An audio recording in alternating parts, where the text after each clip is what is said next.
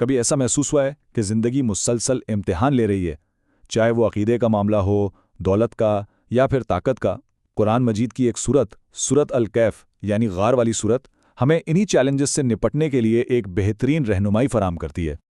اور یہی تو وہ بنیادی سوال ہے جس کا سامنا ہم سب کو اپنی زندگی میں کبھی نہ کبھی کرنا ہی پڑتا ہے۔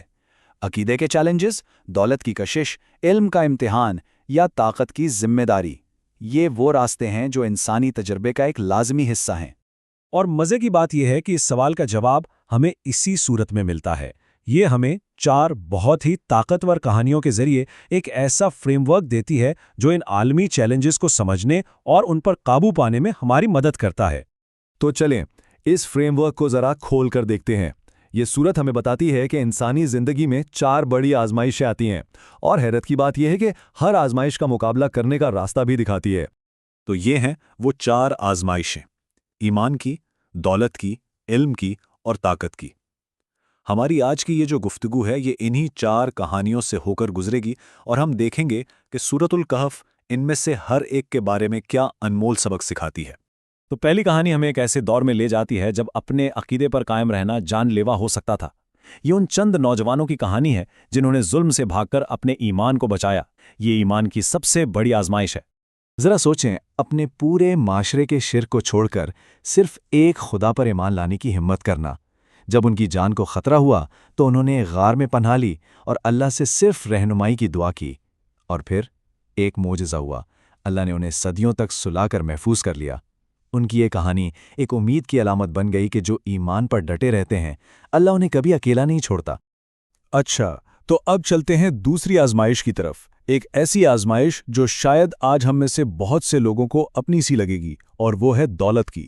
یہ کہانی مادی تکبر اور روحانی شکر گزاری کے بیچ کے گہرے فرق کو سامنے لاتی ہے۔ یہاں پر 2 الگ الگ سوچ کا ٹکراؤ ہے۔ ایک طرف وہ شخص ہے جو اپنے ہرے بھرے باغوں کو دیکھ کر یہ سمجھتا ہے کہ یہ سب اس کی اپنی محنت کا نتیجہ ہے اور یہ ہمیشہ ایسے ہی رہیں گے۔ دوسری طرف اس کا دوست ہے جو اسے یاد دلا رہا ہے کہ اصل طاقت اور نعمت تو اللہ کی طرف سے آتی ہے، لیکن پہلا شخص اپنے غرور میں اتنا اندھا ہو چکا ہے کہ اسے یہ سچائی نظر ہی نہیں آتی۔ آخر میں ہوتا کیا ہے؟ ایک آفت آتی ہے اور اس کے سارے باغ تباہ ہو جاتے ہیں۔ تب جا کر اسے احساس ہوتا ہے کہ اصل قدر ان مادی چیزوں میں نہیں تھی۔ یہ آیت اس کہانی کے سبق کو بہت خوبصورتی سے بیان کرتی ہے۔ مال اور اولاد تو دنیا کی سجاوٹ ہیں، لیکن جو چیز ہمیشہ باقی رہنے والی ہے وہ ہے نیک اعمال۔ چلیں اب آگے بڑھتے ہیں تیسری آزمائش کی طرف، جو ہے علم کی آزمائش۔ یہ کہانی انسان کی محدود سمجھ اور اللہ کی لامحدود حکمت کے درمیان فرق کو واضح کرتی ہے۔ یہ کہانی ہے حضرت موسیٰ علیہ السلام کے ایک پراسرار رہنما خضر کے ساتھ سفر کی۔ ذرا خود کو موسیٰ کی جگہ رکھ کے سوچیں۔ آپ سفر کے دوران 3 ایسے کام دیکھتے ہیں جو بظاہر بالکل غلط اور سمجھ سے باہر لگتے ہیں: ایک کشتی میں سوراخ کر دینا، ایک معصوم نظر آنے والے لڑکے کو مار دینا، اور ایک ایسے گاؤں میں دیوار ٹھیک کرنا جہاں کے لوگوں نے پانی تک کا نہیں پوچھا۔ لیکن پھر جب پردہ ہٹتا ہے تو اصل حکمت سامنے آتی ہے۔ کشتی کو اس لیے تھوڑا سا نقصان پہنچایا گیا تاکہ آگے ایک ظالم بادشاہ اس پر قبضہ نہ کر لے۔ اس نوجوان کو اس لیے قتل کیا گیا کیونکہ وہ بڑا ہو کر اپنے نیک والدین کے لیے تکلیف اور کفر کا سبب بنتا، اور وہ دیوار، اس کے نیچے 2 یتیم بچوں کا خزانہ چھپا تھا جسے محفوظ رکھنا تھا۔ اس کہانی کا سب سے گہرا سبق یہی ہے کہ ہماری انسانی نظر بہت محدود ہے، اور جو ہم دیکھتے ہیں وہ ہمیشہ پوری حقیقت نہیں ہوتی۔ اور اب ہم پہنچتے ہیں اپنی آخری کہانی پر، طاقت کی آزمائش۔ یہ ایک ایسے نیک حکمران ذوالقرنین کی کہانی ہے جس نے بے پناہ طاقت کو انصاف اور عاجزی کے ساتھ استعمال کیا۔ ذوالقرنین نے مشرق سے لے کر مغرب تک زمین کے کونے کونے کا سفر کیا، لیکن یہ کوئی عام فتوحات کا سفر نہیں تھا۔ وہ جہاں بھی گئے انہوں نے انصاف قائم کیا، کمزوروں کی مدد کی اور فساد کو روکا۔ ان کا سب سے بڑا کارنامہ ایک بہت بڑی دیوار تعمیر کرنا تھا جس نے ایک مظلوم قوم کو یاجوج اور ماجوج کی تباہی سے ہمیشہ کے لیے محفوظ کر دیا۔ اتنی بڑی، اتنی عظیم کامیابی، لیکن اس کے باوجود انہوں نے اس کا کریڈٹ خود نہیں لیا، بلکہ عاجزی سے کہا، یہ میرے رب کی طرف سے ایک رحمت ہے۔ یہ طاقت کے صحیح استعمال کی بہترین مثال ہے، اسے خدمت اور عاجزی کے لیے استعمال کرنا، نہ کہ تکبر اور ظلم کے لیے۔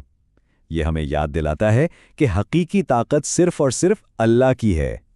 تو جب ہم ان چاروں کہانیوں کو ایک ساتھ ملا کر دیکھتے ہیں تو آخر ہمیں پیغام کیا ملتا ہے؟ یہ کہانیاں صرف گزرے وقت کے قصے نہیں ہیں، بلکہ یہ زندگی گزارنے کے وہ اصول ہیں جو کبھی پرانے نہیں ہوتے۔ یہ صورت ہمیں بار بار یاد دلاتی ہے کہ آزمائش چاہے ایمان کی ہو، دولت کی، علم کی یا طاقت کی، ان سب سے کامیابی سے نکلنے کا راستہ صرف ایک ہے: اپنی نظریں اصل مقصد پر رکھنا۔ یہ دنیا کی زندگی تو ایک امتحان ہے اور اس کی چمک دمک بھی عارضی ہے، اصل کامیابی تو آخرت کی کامیابی ہے۔ اور پھر سورت کا اختتام اس ایک طاقتور آیت پر ہوتا ہے جو سمجھیں کہ پوری سورت کا نچوڑ ہے۔ یہ ہمیں ایک واضح ایکشن پلان دیتی ہے۔ تو جو کوئی اپنے رب سے ملنے کی امید رکھتا ہے اسے چاہیے کہ وہ نیک عمل کرے اور اپنے رب کی عبادت میں کسی کو بھی شریک نہ ٹھہرائے۔ بس یہی تمام آزمائشوں میں کامیابی کی چابی ہے۔ اور بالآخر یہ صورت ہمیں ایک بہت گہرے سوال کے ساتھ چھوڑ جاتی ہے، ایک ایسا سوال جس پر ہم سب کو سوچنا چاہیے۔ ہماری اپنی زندگیوں میں وہ کون سی چمک دمک ہے، وہ کون سی دولت، کون سا علم، کون سی طاقت جو ہمیں اصل حقیقت سے، یعنی باقی رہنے والی نیکیوں سے دور کرے؟